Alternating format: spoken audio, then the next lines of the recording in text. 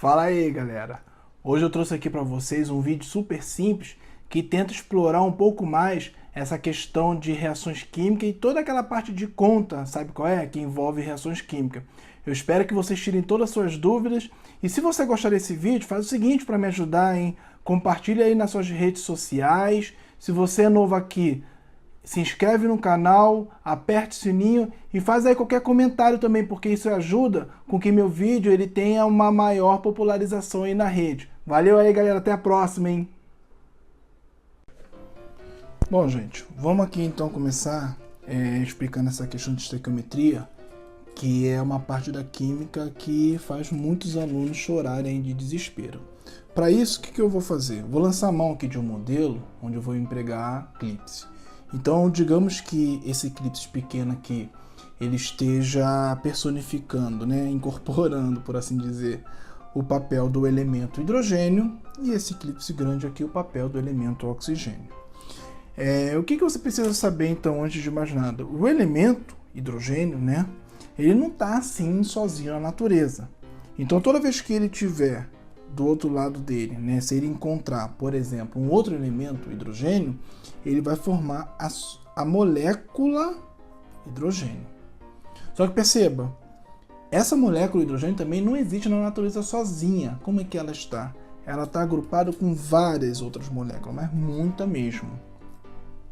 E todas essas moléculas juntas formam o gás hidrogênio, que esse sim, né? Você pode ali colocar num balão e tal, tá por aí na natureza que você encontra.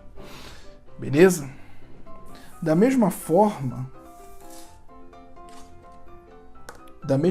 então, eu tenho o elemento oxigênio.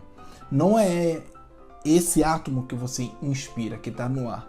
O que está no ar é o quê? É a junção desse átomo daqui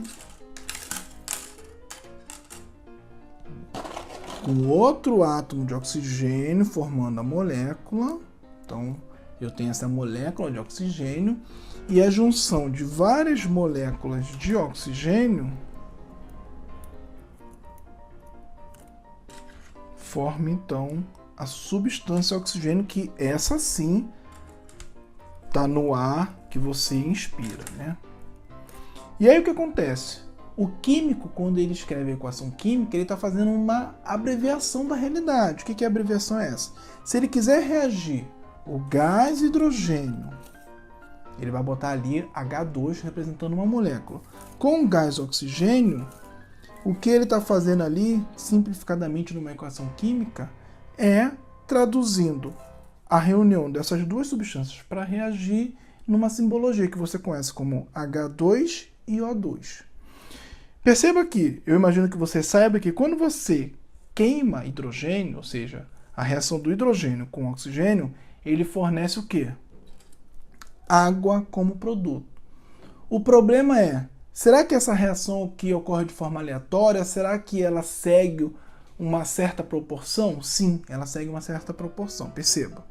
Digamos que você queira formar molécula d'água, você deve imaginar, se eu pegar uma molécula de hidrogênio com uma molécula de oxigênio, eu formo uma molécula de água. De certa forma, você até que não está errado, mas vamos ver aqui o que acontece. Então, para formar a molécula de água, você precisa primeiro desconectar aqui,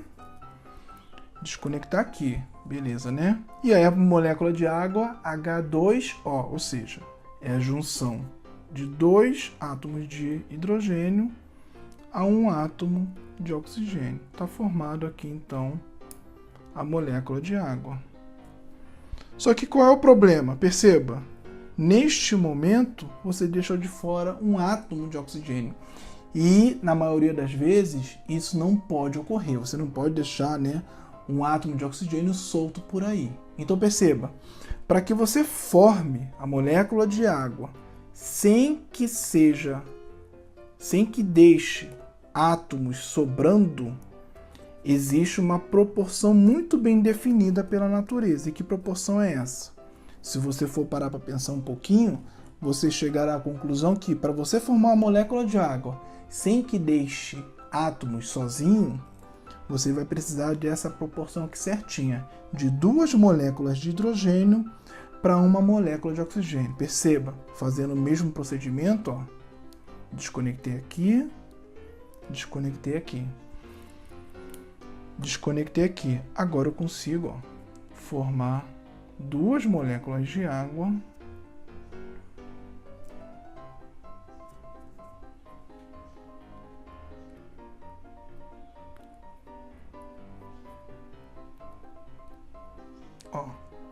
formei 2 moléculas de água sem sobrar nenhum átomo aí dançando de bobeira. Esse conceito é tão importante que a gente chama até ele como se fosse uma receita de bolo, perceba? As substâncias químicas elas reagem com uma proporção muito bem definida. Ó.